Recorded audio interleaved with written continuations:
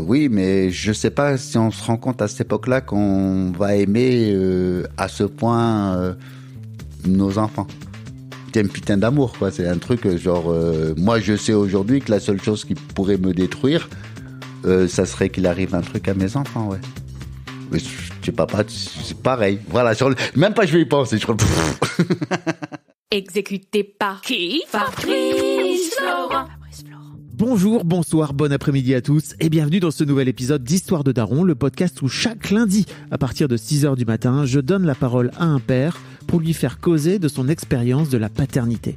Je suis Fabrice Florent, dans la vie je fais des podcasts d'interviews et de discussions et je crée des contenus. Si vous aimez ce podcast, allez écouter la bande-annonce de celui-ci pour en découvrir plus sur moi et mes autres podcasts. N'oubliez pas de vous abonner sur votre appli de podcast préféré, d'y mettre un cool commentaire et 5 étoiles, notamment sur Apple Podcasts, et de partager cet épisode autour de vous s'il vous a plu. C'est le meilleur moyen de m'aider si vous aimez mon travail. C'est le micro, c'est comme la radio. T'as l'habitude de parler dans les micros. Voilà, on avait de la radio.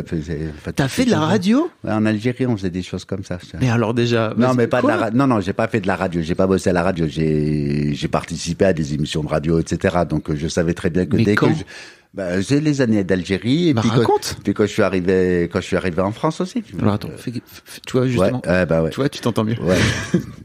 Mais je m'écoute pas parler. Sinon, ça devient compliqué.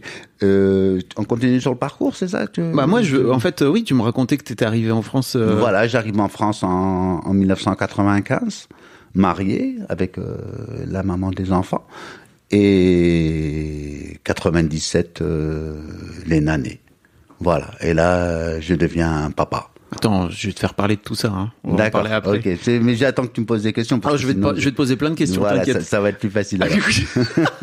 C'est mon job, t'inquiète. D'accord. Mais en fait, merci beaucoup d'être là déjà parce que je voulais te remercier. Moi, ça me touche beaucoup déjà parce que j'aime bien dans Histoire de Daron de temps en temps avoir des darons un peu plus vieux, tu vois. Parce que je reçois beaucoup de trentenaires, tu vois, et je trouve que c'est cool d'avoir des pères d'enfants qui ont, tu vois, 18. Léna, elle a 24. Ouais, Léna 24 et Neil 20 et Neil 18. 18, voilà. Voilà, c'est ça. Donc moi, je suis un papa avec des grands enfants. Ça, j'ai fait le travail. Et je trouve que c'est cool aussi pour le partage, tu vois, parce que je sais que j'ai beaucoup de jeunes parents qui écoutent, et on parle beaucoup de la petite enfance, tu vois, d'une manière générale, sur Internet, sur les réseaux sociaux, sur Instagram. Ouais. Mais pour moi, les jeunes parents, ils sont là.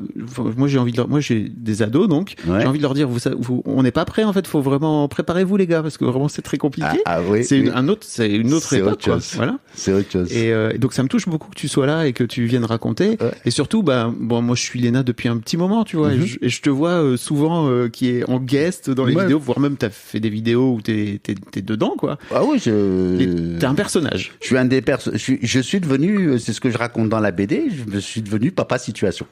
Voilà, c'est un truc qui m'est tombé dessus. On va parler de tout ça. Voilà, d'accord. Ça m'intéresse beaucoup aussi la première question que je pose à tous mes invités, c'est en fait, comment t'es venu toi l'envie de devenir papa? Alors je crois que c'est quelque chose que j'avais en moi, mais j'ai eu la chance de tomber sur une femme qui avait très envie d'avoir des enfants.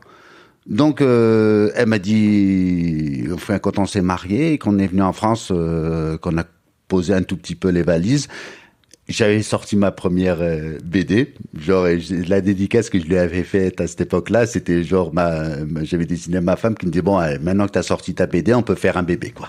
Voilà. Donc mais j'avais envie.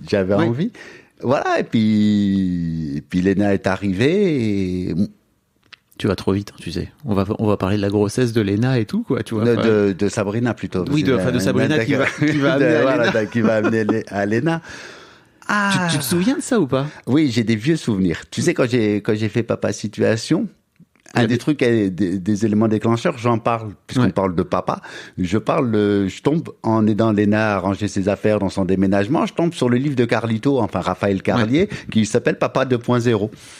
Et je suis là, et puis je me dis, tiens, qu'est-ce que c'est qu'un papa du 21e siècle? Ouais, je vais regarder ça. Et donc, dans son livre, il raconte les 9 premiers mois de la grossesse de sa femme et les 9 mois qui ont suivi. Et en lisant ça, j'essaie de me rappeler un peu cette époque-là. Alors, j'ai des images, mais ça s'est estampé avec le temps. Ça reviendra peut-être, mais là ça s'est estampé. J'ai plein d'images. Je revois Sabrina avec le ventre qui grossit. Elle avait une robe, en plus elle avait une robe très très serrée avec le petit ventre qui là. Voilà, j'ai des souvenirs de ça. Souvenirs de l'accouchement, bien sûr. Et toi, à ce moment-là, tu te souviens plus de comment tu vis le truc? Ça te fait peur? Ah, mais non, mais moi, le problème, c'est que quand j'ai appris que Sabrina était enceinte, c'était, ah merde, il faut que je gagne de l'argent. Ah ouais? Ce que je raconte. Tu as vu le prix des couches. Sûr. Voilà. Et je suis un jeune papa dans un pays où j'ai pas encore vraiment posé les valises. Je suis un exilé, c'est-à-dire que j'ai perdu toute ma base, tout mon réseau. Enfin, je redémarre à zéro, quoi. Et donc, c'est petit boulot, petit appart, t'as plus la famille autour, t'as plus les potes autour. Enfin, voilà, tu redémarres. Ça t'inquiète, ça, ce truc? Oui, j'étais inquiet. Moi, ça a toujours été mon inquiétude. De pas réussir à subvenir aux besoins de le loup. Il faut que j'aille chercher à manger. C'est tout, c'est con. Je te promets que c'est con parce que tu trouves toujours, tu te démerdes, etc. Mais sur le coup, presque ça te gâche le plaisir de... Mais tu sais, c'est les hommes préhistoriques. Les chasseurs, il faut qu'ils aillent, c'est ça. Il faut qu'ils aillent chasser pour la tribu, quoi. On est d'accord, c'est exactement ça. Et je dois aller chercher de quoi payer les couches. et les petits pots et les petits pots et tout ce qui va avec, etc. Donc, mais c'est peut-être parce que ça commence à être très loin pour moi, tout ça.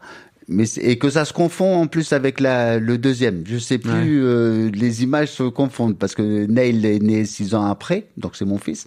Donc les images sont un peu plus, mais ça se confond. Mais j'ai souvenir en même temps de trucs plutôt sympas, quoi. On continue à sortir, voilà, j'ai mes souvenirs de la grossesse de la maman de Léna. Ouais. Tu te souviens de l'accouchement? Oui. L'accouchement de Léna, tu t'en souviens? Ouais, je m'en souviens même plus que de l'accouchement de Neil. Vas-y, raconte. Tu te souviens plus de l'accouchement de Neil que celui de l'accouchement de... Non, je me souviens plus de l'accouchement de Léna, qui est née la première. C'est peut-être parce que c'était la première. Ouais. Voilà. Parce que c'est ta chouchoute. On en parlait juste avant. Non, c'est parce que c'est la première, donc tu sais pas ce qui t'attend. Oh là là. Voilà, et puis... alors raconte-moi, qu'est-ce qui s'est passé? Il s'est passé, j'arrive à la maison, Sabrina me dit, ça y est, c'est l'heure, j'ai les contractions et tout. Elle avait fait le ménage à la maison avant, elle avait tout nettoyé et tout. C'est une Algérienne, voilà, c'est dans les gènes. Voilà. Il faut que ta maison soit bien propre pour que t'ailles accoucher. Voilà, la maison elle était propre et tout. On avait un couple d'amis qui étaient là aussi, ils nous ont accompagnés en voiture et ensuite on arrive à la clinique dans le 17e. Il l'hospitalise, mais elle avait les contractions, mais c'était pas suffisant, donc moi on me renvoie chez moi, donc je rentre à la maison. En plus. Et je reviens le matin, et c'est le lendemain matin, elle avait passé une nuit horrible, je crois, et le lendemain, je pense qu'on a déclenché l'accouchement. D'accord. Mais il faudrait vraiment demander à l'intéressé des précisions, parce que peut-être des conneries, je suis pas au courant. En fait, moi, ce qui m'intéresse, c'est comment moi je m'en souviens. Ce qui m'intéresse, c'est comment tu t'en souviens, toi. Après, j'imagine que ta femme, tu vois, elle a vécu en elle et tout. Voilà. Mais en fait, ça dit aussi un truc, tu vois, de la paternité, c'est qu'on est très extérieur. Et le lien, il doit se créer à un moment donné après la naissance du bébé, tu vois. Ah oui, ça, on est d'accord. Mais alors, comment c'est quoi tes souvenirs à toi quand tu rencontres pour la première fois, que tu vois pour la première fois ce bébé? C'est surtout que je l'ai vu sortir du ventre de sa mère, le bébé, quoi. Donc. T'étais face à. Attends, non, j'étais pas face. Je me souviens, non, elle me tenait la main, elle serrait la main très fort. C'est ce que je raconte dans la BD. Où genre, je lui dis, arrête, tu me fais mal. Avec le recul, tu te dis, mais quel gros goujat. Genre, ta femme, elle est en train d'accoucher. Et toi, tu fais, moi, tu sers trop fort. Bon, mais il y a peut-être d'autres papas qui s'est arrivé. Oui. Voilà, On est douillé en tant que mec. On est douillé, ouais. Et surtout dans ces moments-là. Et je vois ensuite, donc, le gynécologue qui sort, le gynéco-obstétricien, c'est comme ça qu'on dit, je crois. Voilà, et je vois, ma petite puce, tout en, une crevette, quoi. Elle était vraiment toute petite, sur le ventre de sa maman. Voilà, première impression. Et toi, tu fais quoi? Tu sais plus. Je suis là, je regarde, je compte les doigts. C'est vrai. Je jure. Après, t'attends qu'il lui dise, genre, est-ce que tout va bien? Est-ce qu'elle est complète? Voilà. C'est important. Voilà, est-ce qu'il y a tout? Voilà, toutes les options et tout, il lui manque rien.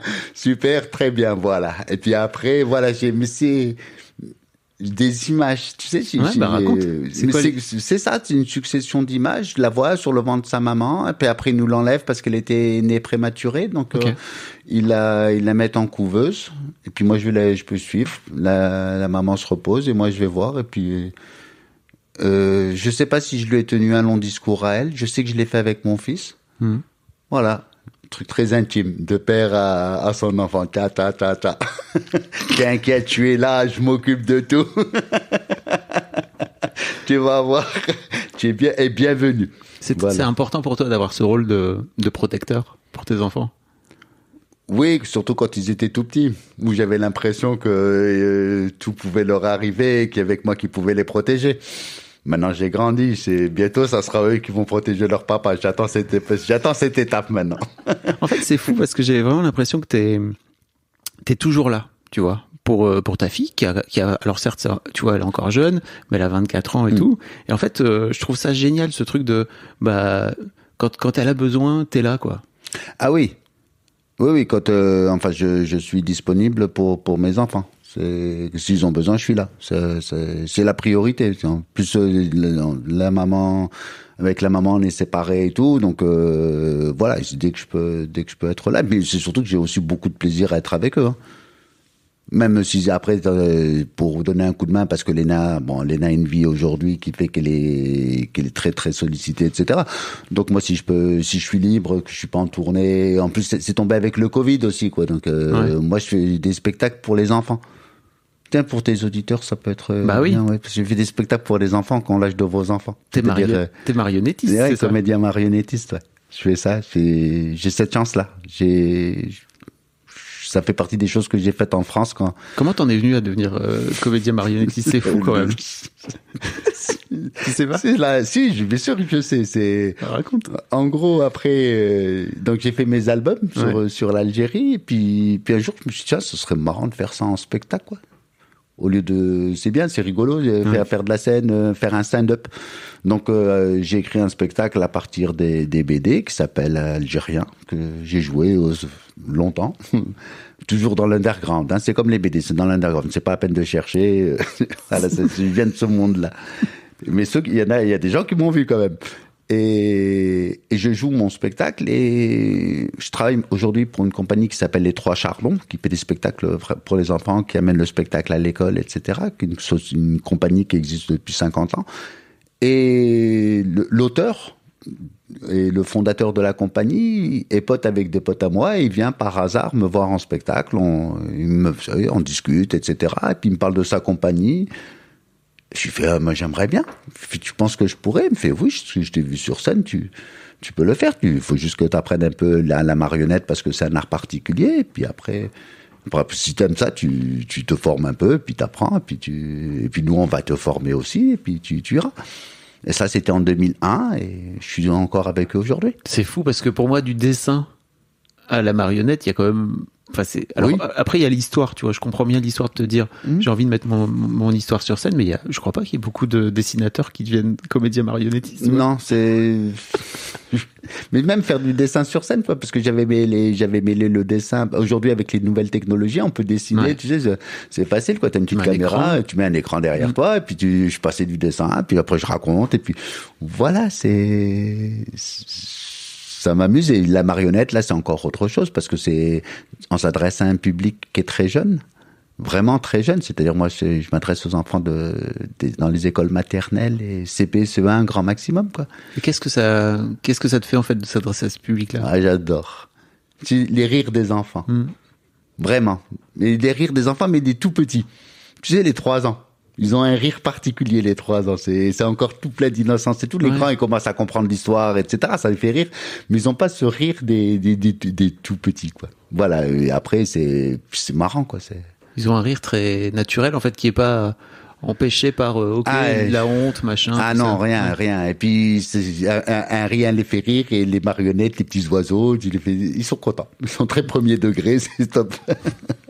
Pour revenir à ta vie de papa. Ouais. Mais donc, est-ce que tu t'es dit aussi à un moment donné, ça serait cool de faire des marionnettes par rapport au fait que j'ai des enfants et de leur faire des spectacles de marionnettes, ou finalement tu leur as pas trop fait de marionnettes quand ils étaient petits? Alors, parce que Léna, donc 2001, tu dis, Léna elle avait 4 ans. Ouais. Et ton fiston n'était pas encore né. Mon fiston n'était pas encore né. Voilà. Donc, non, le métier comédien marionnettiste, c'était aussi une manière sympathique de continuer à faire mon travail du loup, d'aller chercher à manger, hein. Voilà, il y a aussi le côté, tu pars en tournée, donc tu es moins présent pour tes enfants, donc ça c'était le côté moins sympa, mais bon, comme les Trois Chardons travaillent surtout pour les écoles, enfin, on suit un peu le calendrier scolaire, quoi. Donc, ce qui fait que j'avais toutes les vacances de libre, les grandes vacances, ce qui permettait de rattraper un peu tout ça. Mais après, c'est vrai c'était un peu la contrainte de ce métier-là. Tu le dis en genre 2 dessins, que c'était pas forcément évident dans ta BD Papa Situation, que en fait, t'as la sensation que ça t'a un peu éloigné de tes enfants, c'est ça? Oui, comme n'importe quelle personne, n'importe quel VRP, tous ces gens qui sont amenés de par leur métier à devoir quitter la maison. Comment t'as fait pour recréer le lien? Le lien, il s'est jamais distendu. Donc, okay. J'avais l'impression justement non, je vois... partais pas pendant 6 mois, quoi. Non, je partais la semaine. Au pire des cas, je pars le dimanche soir et je reviens le vendredi soir. Ça, c'était dans les moments où c'était les plus chauds, et ça durait jamais plus de 6 semaines, puisque tout de suite après, t'as des vacances scolaires où là, t'es là présent pendant 15 jours. Non, avec les enfants, le lien ne s'est jamais distendu. C'est à l'adolescence, un peu avec Léna surtout, parce que besoin de grandir, de prendre son envol, de par sa personnalité, etc. Comment tu l'as vécu, toi? Je t'imagine très bien Papa Poule avec ta fille. Ah oui, je suis Papa Poule avec les deux. Encore aujourd'hui? Oui. Mais quand Léna était plus jeune, comment t'as vécu ce moment d'adolescence où, forcément, à un moment donné, tes filles, elles t'envoient bouler, quoi. Tu vois, parce que c'est important pour tes filles qu'elles t'envoient bouler en tant que père. Oui, c'est ça, mais ou en tant que mère, hein. C'est-à-dire qu'elle envoie bouler ses parents. C'est-à-dire, c'est pas en train de te dire, mais c'est dégueulasse, par là sa mère. Avec la maman ou le papa toujours présent quand même. Après, t'essayes, moi, je suis passé par là. J'ai été adolescent aussi et je voulais pas voir mes parents et j'en voulais à la terre entière, etc. Donc, j'ai juste ces souvenirs-là en me disant, ça va pas durer. Ça va être un temps. Voilà. Donc, après, c'est là où tes premières craintes aussi. Vas-y, explique. Ouais, commence à sortir un peu tard le soir, et tu sais pas qui c'est. Enfin, t'as peur des autres. T'as pas peur de ta fille. T'as peur des autres et de ce qui pourrait. On sait que c'est fragile à cet âge-là, donc la mauvaise rencontre, le mauvais mec ou la mauvaise nana, enfin, qui peut l'influence que peuvent avoir les copains sur toi. Toute cette période où t'es fragile. Bon, Léna parle beaucoup de son adolescence dans son livre Toujours Plus. Donc, je pense qu'elle en parle très très bien, et avec le recul d'une fille, elle avait 22 ans quand elle a écrit son livre. Donc c'est loin, mais c'est vraiment très proche, quoi. Donc je pense que voilà, donc c'est pas la période où j'ai souvenir, voilà, je suis à la maison, j'attends. T'as peur? J'attends qu'elle rentre. T'as peur à ce moment-là? Mais bien sûr, t'as peur. Mais tu sais, j'ai tout le temps peur. Encore aujourd'hui? Mais bien sûr, mais c'est à vivre. Tu sais, ma maman, elle a 85 ans, elle a peur pour moi, donc je crois que c'est comme ça. On a signé. et puis on vit avec. Après, c'est pas un truc. On s'en rend pas compte, hein, au départ, quand on les fait, avant de les faire, qu'on va à ce point-là s'inquiéter pour ses mômes, quoi. Oui, mais je sais pas si on se rend compte à cette époque-là qu'on va aimer à ce point nos enfants. C'est un putain d'amour, quoi. C'est un truc genre. Moi, je sais aujourd'hui que la seule chose qui pourrait me détruire, ça serait qu'il arrive un truc à mes enfants, ouais. Mais je sais pas, c'est oui. pareil. Voilà, même pas je vais y penser. Allez, laisse tomber. Comment on va reparler de ton fiston après, mais en fait ça m'intéresse parce que bon, je connais un peu plus Léna parce qu'effectivement je la suis et tout, mais comment t'as fait toi avec le recul? Ça a été quoi ton rôle en tant que papa pour lui donner toute cette confiance? Parce que je pense que c'est un truc aussi qui est important en tant que père et en tant que parent d'une manière générale, de donner de la confiance à tes filles, parce que globalement le reste de la société ils vont lui dire que elle est pas suffisamment bien, quoi, tu vois. Écoute, alors là, elle a de la chance, c'est que ses deux parents étaient dessus, c'est-à-dire la maman et le papa. Et chacun à sa manière, parce qu'on a des caractères très différents, sa mère et moi.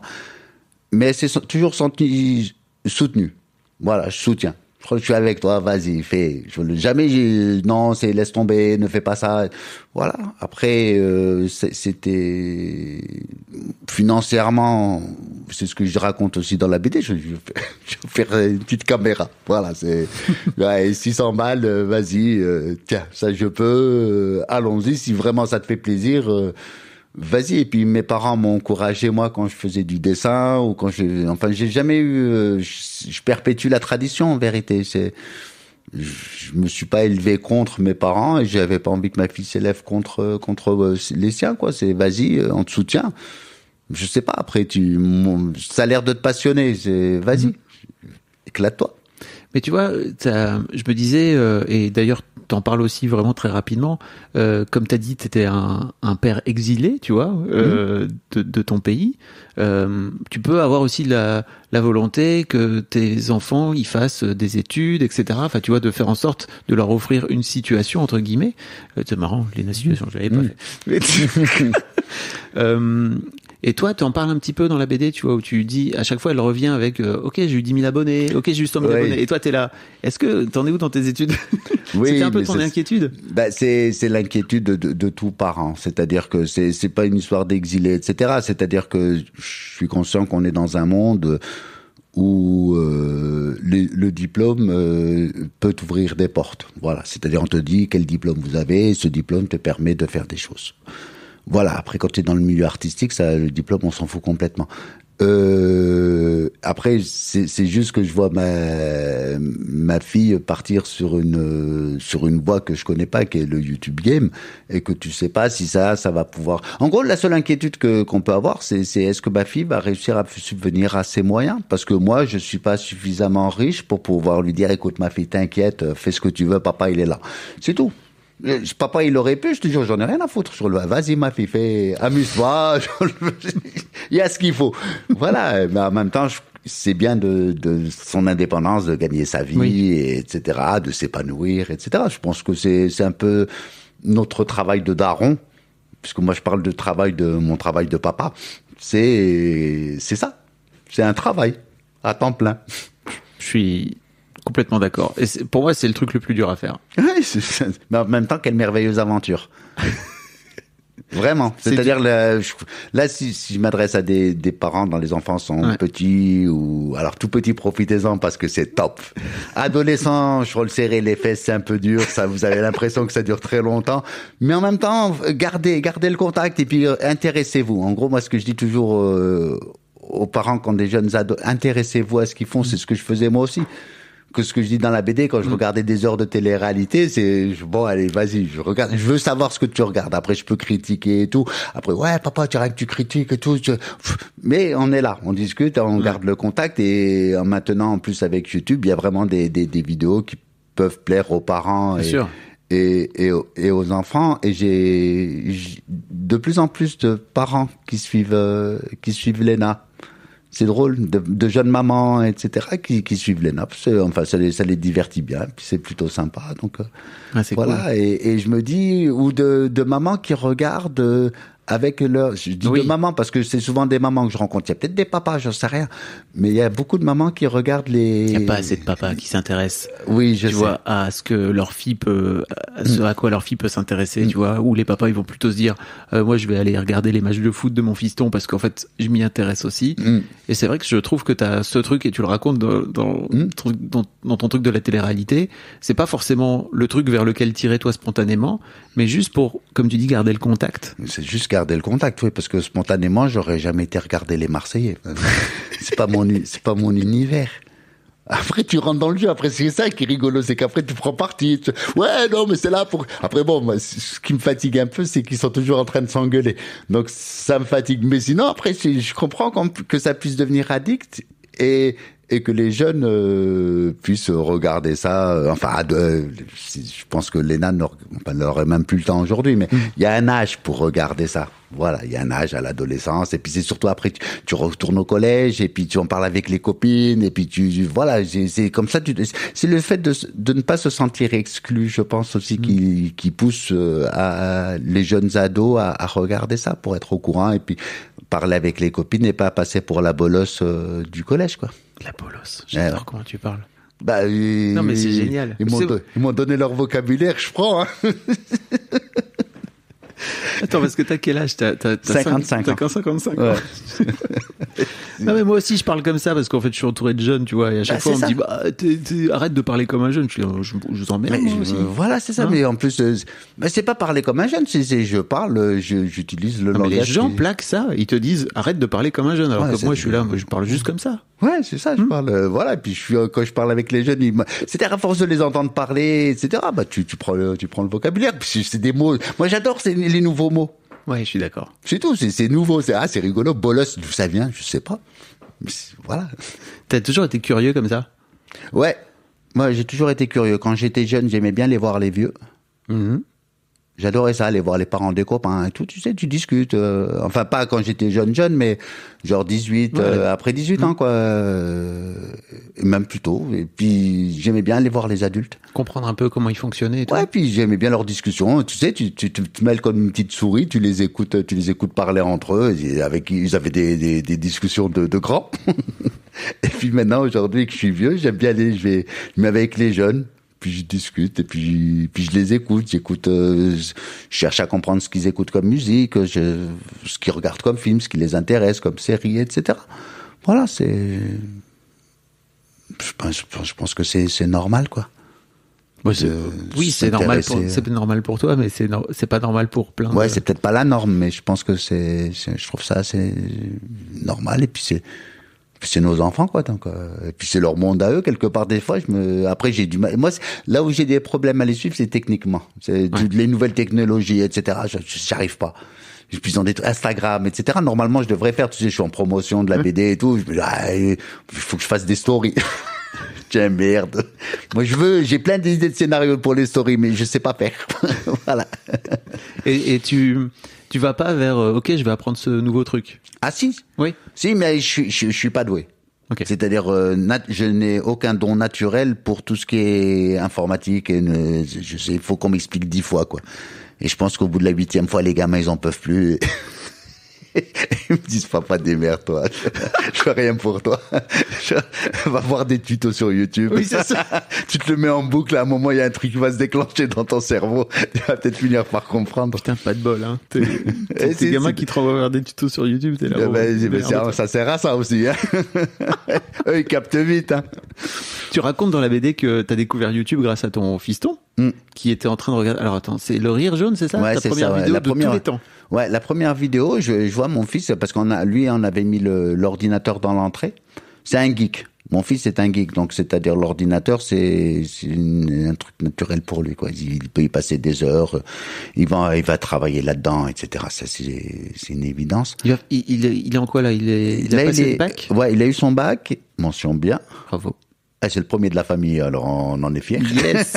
Si tu nous écoutes. Voilà. Et là, il fait des études dans une école qui s'appelle Créa-Jeux, qui anime et qui forme les jeunes au métier dans le jeu vidéo. Du jeu vidéo. Voilà. Et Neil, c'est le côté programmeur qui l'intéresse. Voilà, pas le côté graphiste, non, le programmeur, les codes, etc. Quoi. Un monde qui m'est totalement connu. Je sais même pas de quoi ça parle. Pareil qu'il y a plusieurs langages en plus. Ouais, il y en a plein. Voilà, c'est ça. Tu fais à peu près la même chose à la fin avec, mais c'est juste, voilà, c'est pas mais du tout la même voilà, façon. c'est tout ce que je sais, c'est qu'il y a plusieurs langages, quoi. Après. Il nous avait demandé il voulait qu'on l'inscrive au CNED. Avec sa maman, on avait résisté. Donc, troisième, il accepte. On arrive à aménager des horaires, etc. Il passe en seconde. En seconde, on se dit, bon, ça va le faire. Premier trimestre, il finit. Félicitations. Tu te dis, bon, ça va, ça se passe bien, mon fils. Ouais, non, mais je m'ennuie. Et là, il était encore au lycée, c'est ça? Là, il vient de passer au lycée. Donc, D'accord. premier trimestre au lycée, et il finit avec les félicitations. Donc, tu te dis, il a aucun problème par rapport aux études, mais il s'ennuie. C'est-à-dire que il a l'impression de perdre son temps. Voilà, ça va pas assez vite pour lui.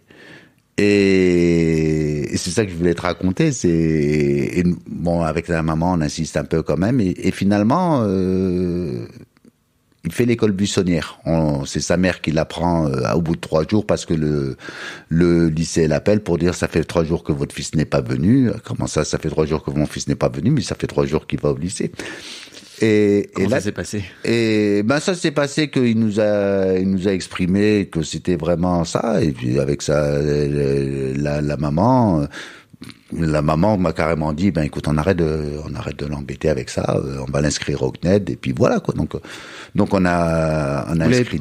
Vous l'avez pas vécu un peu comme un échec, tu vois, ce truc de bah ok en fait, non? Non, non, c'est pas un échec, c'est plus encore toujours une inquiétude, genre est-ce que ça va aller en étant au CNED maintenant je peux en parler avec recul parce que ça fait 3 ans, donc tu te dis bon, et puis que j'ai vu que finalement ça s'était très bien passé, qu'il avait eu son bac et que mon fils n'était pas totalement asocial, et enfin voilà, tu sais, et ce qui m'avait fait rire, c'est quand il avait fait l'école buissonnière, j'ai fait mais tu allais où quoi? Je traînais pas dans la rue et tout, fait non, j'allais à la bibliothèque. Et moi, quand il m'a dit ça m'a fait rire. Je sais pas, moi, quand je faisais l'école buissonnière, quand j'étais môme, c'était pour aller au bistrot avec les copains faire un baby-foot, ou aller à la plage, ou enfin voilà, on faisait des trucs, quoi. Et là, c'est le fait qu'il aille à la bibliothèque pour étudier, en plus. Donc, je me suis dit, bon, écoute, Ouais, voilà. il avait juste du mal à être avec les gens, quoi, c'est ça? Oui, je pense que, ça va pas assez vite. Donc, c'est-à-dire que je comprends. Imagine, tu vas à un cours, en 10 minutes, t'as capté l'histoire et le cours, il dure 2 heures, c'est-à-dire qu'il te reste 1 heure et 40 minutes à glander. Neil n'est pas un garçon perturbateur, donc il reste et c'est même pas il va faire le clown avec ses potes, genre il fait tu fais le clown, tu embêtes tout le monde, enfin n'importe quoi. Il va juste s'ennuyer, quoi. Il s'ennuie et il a l'impression de perdre son temps, c'est-à-dire il se dit c'est 1 heure 40 minutes, j'aurais pu les faire à jouer devant l'ordi ou à faire d'autres trucs pour moi ou chercher des trucs, enfin me documenter tout seul. Voilà, je crois que ça a été ça. Je sais pas, après il y a certainement d'autres parents qui sont confrontés à ce problème-là. Voilà, donc, eh bien, écoutez, moi, je suis quelque part presque, je me dis, on aurait dû l'écouter plus tôt, finalement. Bon, et après, on a des vieux réflexes de parents ou d'éducation, sinon, mais l'école c'est important, en présentiel, il faut y aller. Et même si tu t'ennuies, c'est pas grave. Moi aussi, je me suis ennuyé à l'école. Voilà, bon, mais lui, il s'ennuyait vraiment beaucoup, quoi. Et puis, je pense que si à l'école, tu t'amuses pas pendant la récréation, ça devient très, très compliqué, quoi. Donc là, maintenant, il est dans son école de gamer, enfin, de programmeur. Et oui, c'est ça. Il a trouvé il a trouvé sa voie, mais c'est en plus, moi, j'ai un enfant, j'ai aussi cette chance-là. Moi, mon fils, la première fois qu'il a vu cette école, c'était à la PGW, Paris Game Week. Ah oui. Et tu sais, il y a tous les trucs des stands pour les jeux, etc. Et puis t'as des écoles qui viennent présenter leur stand. Enfin, t'as des stands pour présenter les écoles. Et Neil, il devait avoir 13 ans, et il a vu cette école-là, il avait discuté avec la dame qui devait présenter, et Neil avait dit, c'est là que je veux aller. Ah, déjà depuis 12 piges, en fait. Ouais, ça faisait 5 ans que, donc moi j'ai essayé de lui dire, attends, mais tu peux faire, je sais pas, une prépa, tu restes à Paris, un peu pas trop loin de ton père et de ta mère, ça serait bien. Et non, je veux aller à cette école, à Nîmes, et c'est ça que je veux faire. Et il y est. Donc, quelque part, je sais que je suis un privilégié parce que j'ai des enfants qui ont su très tôt ce qu'ils voulaient faire. Voilà, Léna savait ce qu'elle voulait faire. C'était plus compliqué à son niveau, mais elle savait qu'elle voulait travailler dans le monde de la mode et du luxe, etc. Voilà. Après, YouTube, c'est rajouté à ça, mais mais ça fait partie de ce monde où elle voulait évoluer, puisque le blog... YouTube, c'était plutôt une façon d'y rentrer. Oui, de parler de ça. YouTube était un support pour parler de ses passions. C'est tout, c'est un média. Exactement. Voilà, ce n'est qu'un média. Ok, et donc tu découvres YouTube grâce à ton fiston, c'est ça? Et ouais, donc on parlait du rire jaune. Oui, ouais, donc les premières vidéos que je vois, c'est les vidéos du rire jaune.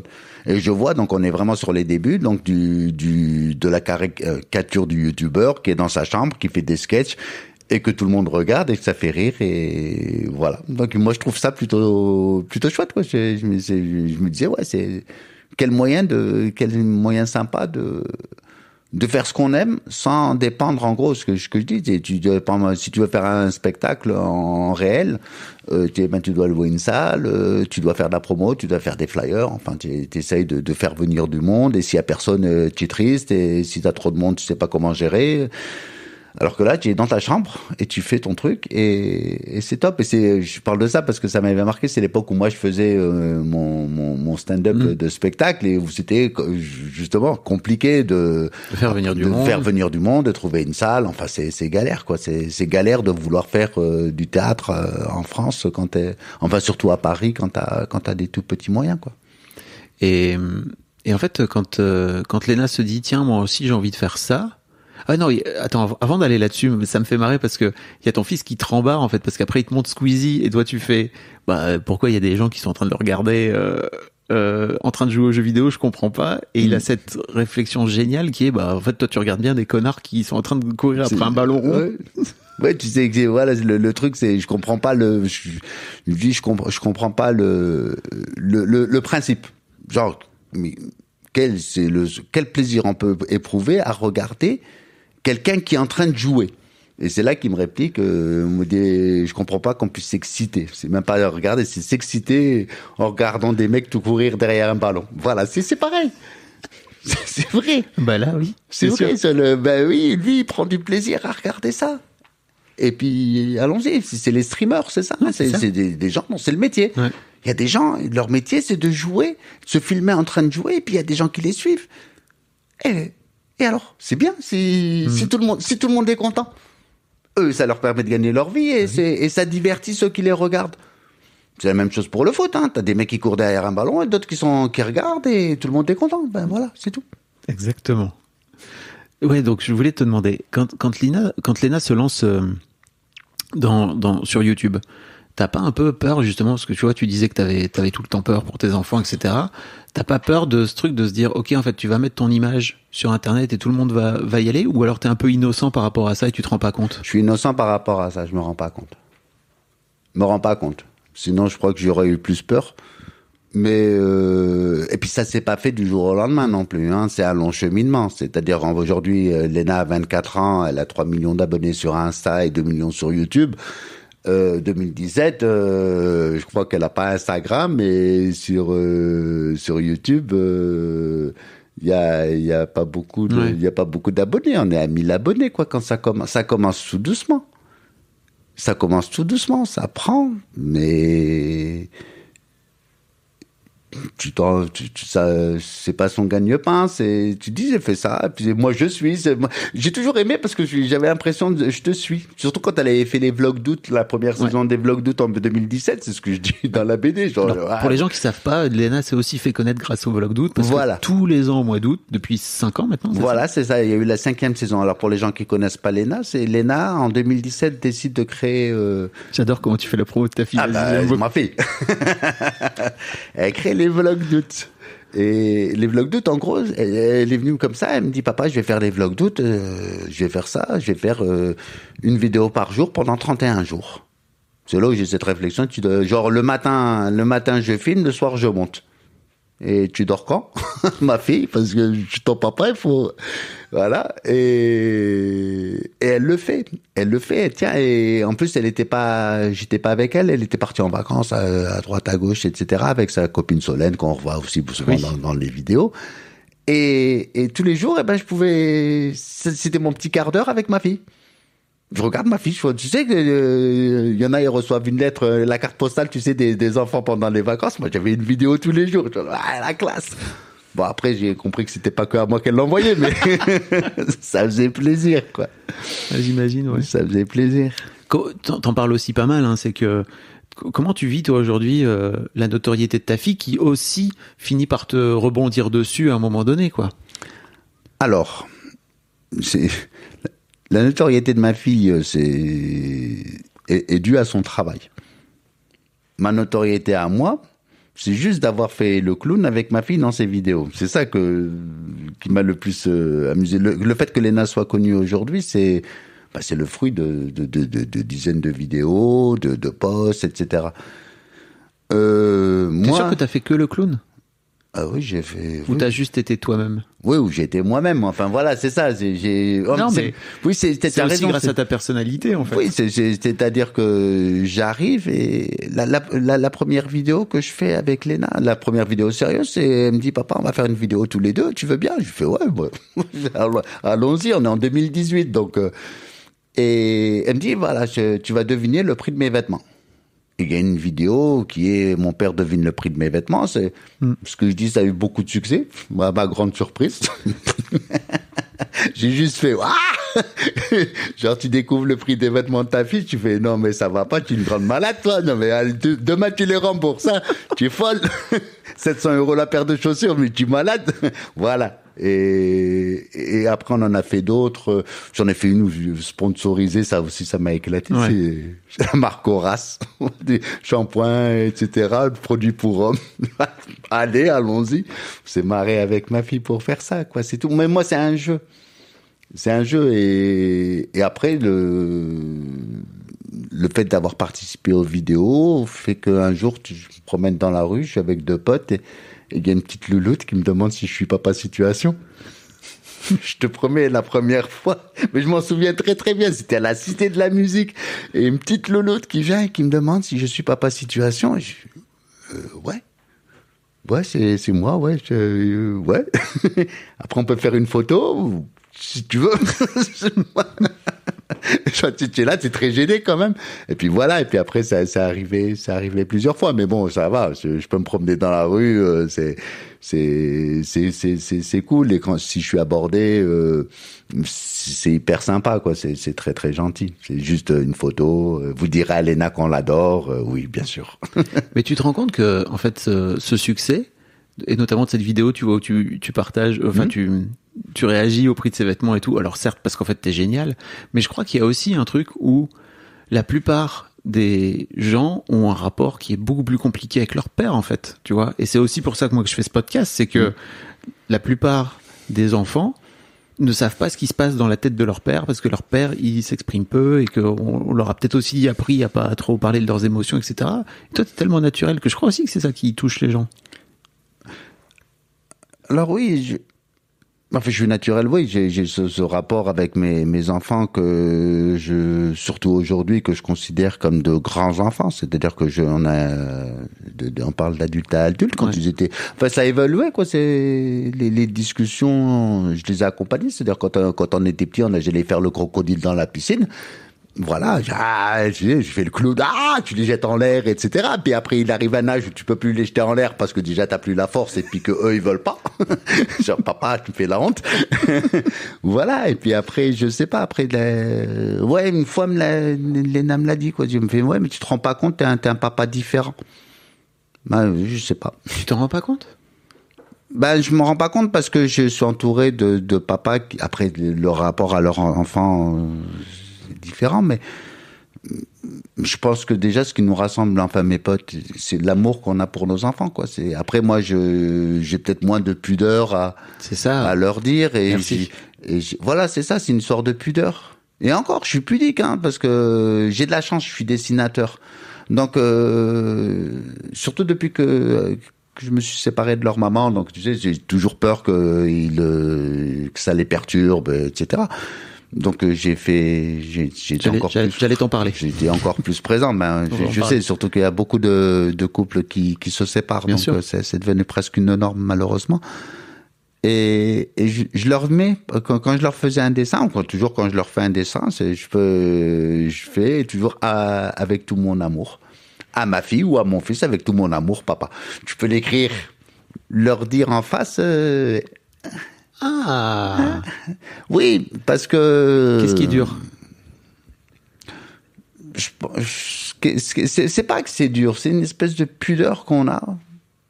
Parce que mon père aussi, si on remonte à ça, alors moi, père kabyle, l'Algérie, papa il était né au début 20e siècle, il est né en 1920, donc tu imagines le décalage, etc. Mais j'ai toujours senti l'amour de mon père dans ses yeux. Mais c'est quand même vachement mieux de le dire. Voilà, dis-le, ou écris-le, enfin voilà. Ouais. Et puis simplifions les rapports, quoi. Enfin, je pense qu'on devrait quand même. Enfin, je pensais que la nouvelle génération, pour vous, c'était plus facile aujourd'hui, quoi. Mais en fait, j'ai l'impression que non.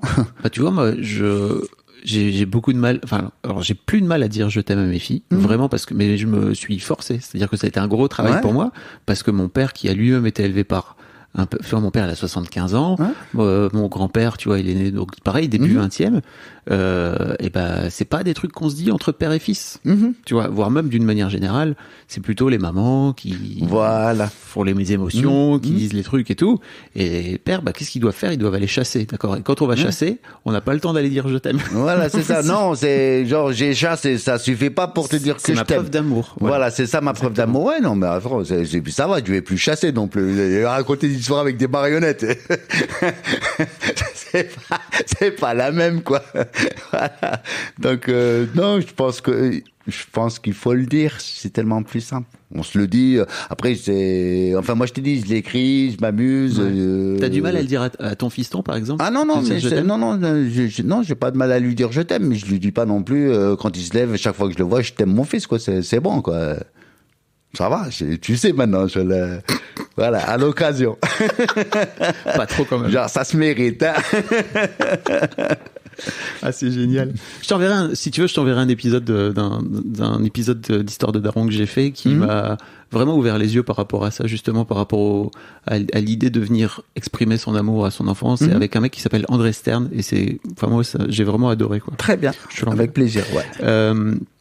Puis pour que les gens, s'ils veulent écouter, je vous le mettrai dans le lien. Voilà, mais faut faire des liens et tout. Dans les podcasts, c'est un peu différent que sur YouTube. C'est pas dans la description, c'est dans les notes et tout, tu vois. D'accord.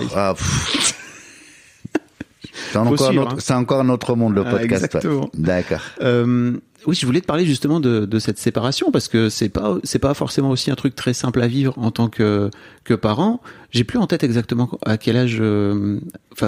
2017, donc Léna a 20 ans et mon fils en a 13. Et donc ils sont grands. Ils sont grands. Ils sont déjà grands, mais on n'a pas besoin de faire la garde partagée, etc. Donc voilà, ils sont restés avec la maman. Moi, j'ai été me trouver un endroit, et puis après, on a continué à se voir aussi souvent que possible. Et t'avais un peu peur, toi, tu vois, que ça les perturbe? C'est bien sûr que t'as peur que ça les perturbe. Voilà, mais on en a parlé. Enfin, c'est perturbant pour tout le monde. C'est pas un moment de bonheur, hein, une séparation. Donc après, le but du jeu, c'est que les enfants sachent que avec maman, ça le fait plus, mais papa reste papa. Et on fera des choses et on continue, et si vous avez besoin, je suis là, etc. Donc ça, et puis tu vois, ça fait 6 ans maintenant, donc j'ai pas eu l'impression qu'il soit trop perturbé, quoi. Peut-être que ils m'en reparleront un jour, mais voilà, au jour d'aujourd'hui. Vous en avez reparlé depuis ou pas? De la séparation avec les enfants? De la façon dont vous l'avez vécu? Non, tu vois, c'est pas encore un sujet. C'est un sujet qu'on n'a pas encore abordé, non. Qui est sensible encore aujourd'hui, tu penses, ou? Non, mais ouais, peut-être, je sais pas. Ça, je saurais pas. On en a pas reparlé. C'est pas revenu sur la table naturellement non plus. Donc chacun est pris un peu dans ses histoires. Voilà, quoi. Ouais. Je pense que c'est pour les enfants, c'est d'être entouré de parents séparés aussi. C'est toujours malheureux, mais c'est devenu, je crois, oui. C'est banal, quoi. Ouais. Alors que c'est peut-être plus compliqué quand ils sont petits. Là, c'est avec la garde partagée, une semaine chez papa, une semaine chez maman, etc. moi, je suis content de pas l'avoir vécu, quoi. Je dis ça parce que j'ai eu une discussion avec ma fille que j'ai enregistrée dans ce podcast. D'accord. Enfin, moi, je me suis séparé il y a 2 ans et on revient, tu vois, elle a 15 ans. Ouais. On revient sur ce truc et la façon dont elle l'a vécu et c'était assez génial parce que c'est pas une discussion qu'on a, justement, Ouais. tu vois, entre parents et enfants, entre père et D'accord. fille. Et c'était hyper intéressant parce qu'elle l'a vécu, bien sûr, de façon complètement différente que Ouais. moi je l'ai vécu. Mhm. J'ai appris plein de choses, quoi. Donc c'était assez fou et en fait, je me dis que c'est pas forcément des discussions qu'on a envie d'avoir ou en tout cas qu'on irait provoquer spontanément, Ouais. alors qu'en fait parfois il y a des trucs cachés, quoi, tu vois, où ça enfin voilà, nous on s'est dit plein de trucs que j'imaginais pas, quoi, tu Et vois. ça, elle avait son micro et t'avais ton Ouais, micro. on C'est avait- pas- tu vois, ça, c'est comme le dessin. Vas-y, raconte. Bah, c'est comme le dessin, c'est-à-dire que ça permet d'aborder des sujets, ou d'exprimer des choses différentes. Comme moi Je avec vois. mes dessins, tu vois ce que je veux dire Ouais, quand je vais exactement. mais je me cache derrière le dessin pour. Une fois, tu t'es caché derrière le micro pour parler avec des choses que t'arrivais pas, dont Exactement. tu n'arrivais peut-être pas à parler aussi facilement avec ta fille. Et elle aussi, le fait de parler au micro, c'est pas pareil. Très intéressant. Je l'avais pas vu comme ça. Ah, je sais pas, hein, peut-être que tu dis des conneries. Hein. Non, je crois pas. Ça me parle en tout cas. Tu me dis que c'est trop bien. Est-ce qu'il y a des sujets dont tu voudrais parler par rapport à ta paternité sur lequel je t'ai pas amené? Non, sur la paternité, je pense qu'on a. Enfin, oui, on a parlé de l'enfance. Enfin, avant, on a fait les 9 premiers mois, les 9 derniers mois. Voilà, sur la paternité. Ouais, c'est une histoire de daron, donc je comprends bien, mais voilà, c'est pas fini. La paternité, c'est-à-dire, moi, je vais être papa jusqu'à mon dernier jour. Enfin, j'espère. Mais d'abord, quoi qu'il arrive, je serai papa. Ouais, ouais. Je serai toujours le papa de Lena et de Neil. Voilà. Et j'espère que je vis ça comme une aventure sympathique. Comment ça se passe aujourd'hui, maintenant que tes enfants sont grands et qu'ils sont autonomes et qu'ils n'ont plus vraiment besoin de toi, tu vois, pour retrouver une place en tant que père? Bah, j'ai une place. Alors Neil pour l'instant est autonome, mais il dépend encore de son papa enfin de ses parents pour ses études. Donc et Léna moi, mais on est enfin c'est autre chose, quoi. Au contraire, moi je trouve que c'est. Ça m'inquiète un peu, moi, tu vois, ce truc de comment on va faire pour garder le lien quand ils vivront leur vie, quoi, tu vois. Ah, mais parce que t'as ton lien de papa ad vitam aeternam, comme enfin, je sais pas quel rapport tu as avec le tien, quoi. Après, on se voit moins. Je pense que le jour où ils auront leur propre famille, etc., mais on sera papy. On ferait papy situation. C'est cool. C'est génial. Alors, j'ai 2 dernières questions pour toi.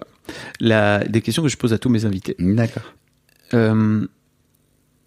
Est-ce qu'il y a un truc que t'aurais aimé qu'on te dise et qu'on t'a pas dit à propos de la paternité, avec le recul?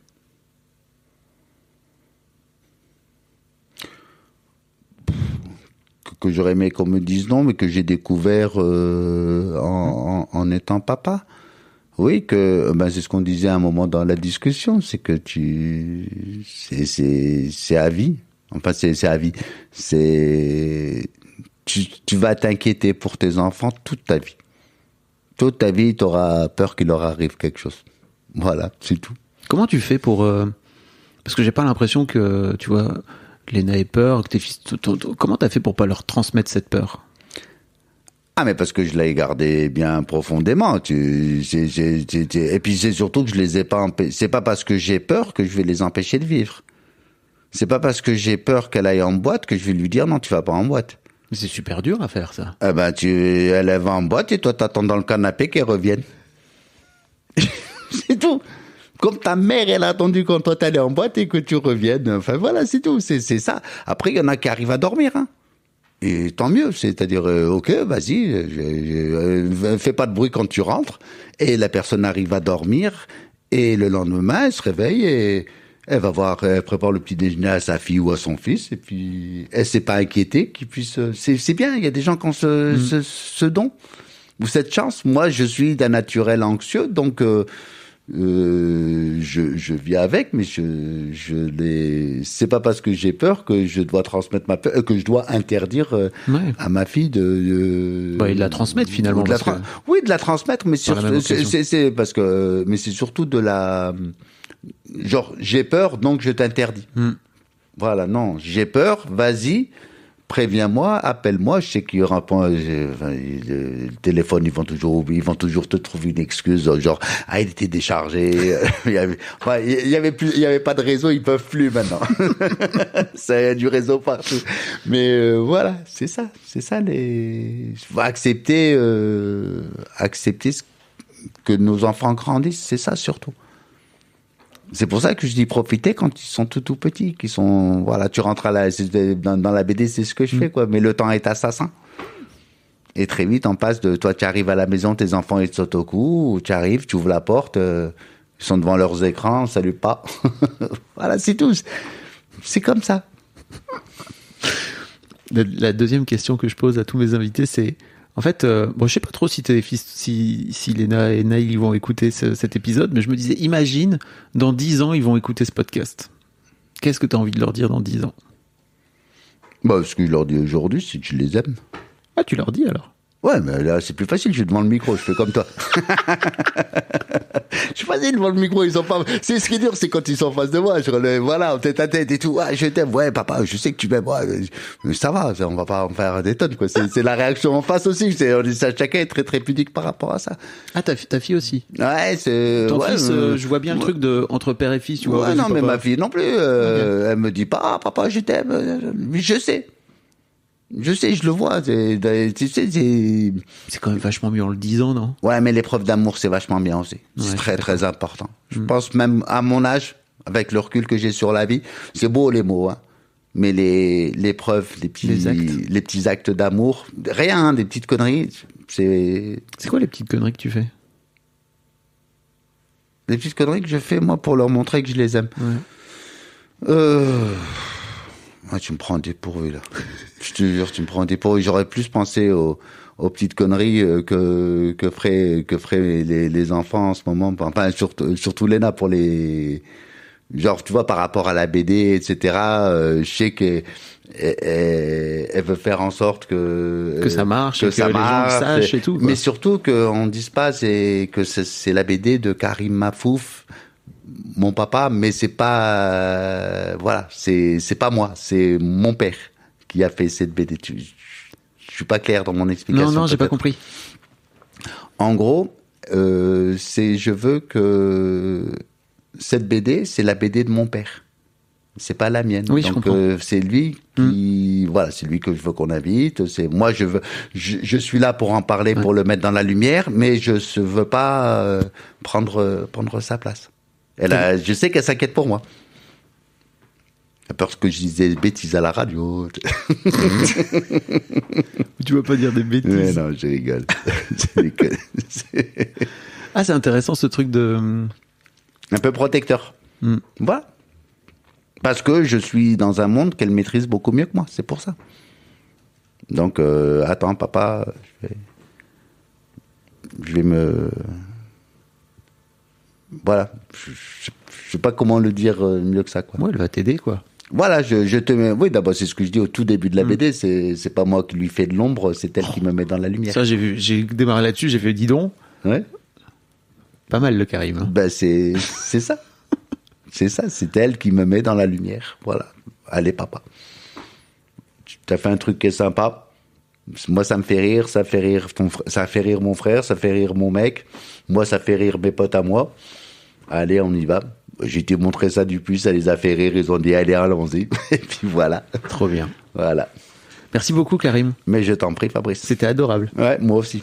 Très bien. Je mettrai tous les liens pour que les gens puissent aller te suivre. Ouais. Sur Insta, tu fais des dessins. Voilà. Le BD qui est sur Dupuis, etc. Voilà. etc. quoi. Tu me fais toute la promo. Bah ouais. Super. C'est mon job. C'est bien, c'est très bien. C'est un joli job. En plus, il le fait à ma place, c'est cool. Merci beaucoup, Fabrice. Cool. Ouais, c'était cool.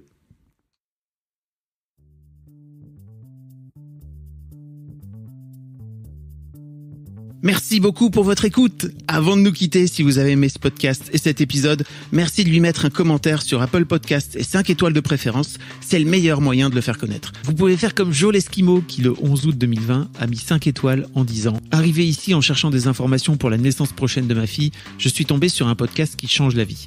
Je le conseille aux futurs papas, mais aussi aux autres. Les histoires sont intéressantes pour la vie. » Merci d'avoir lancé cette super initiative et merci à tous les darons qui partagent leurs opinions et leurs histoires. Un grand merci à toi et vous aussi vous pouvez faire pareil. Vous vous rendez sur Apple Podcast et vous cherchez Histoire de Daron directement dans l'appli ou sur votre ordinateur. Merci à vous et rendez-vous tous les 1er et 3e lundis de chaque mois à partir de 6h du matin pour un nouvel épisode d'Histoire de Daron. Un grand merci à vous pour votre écoute.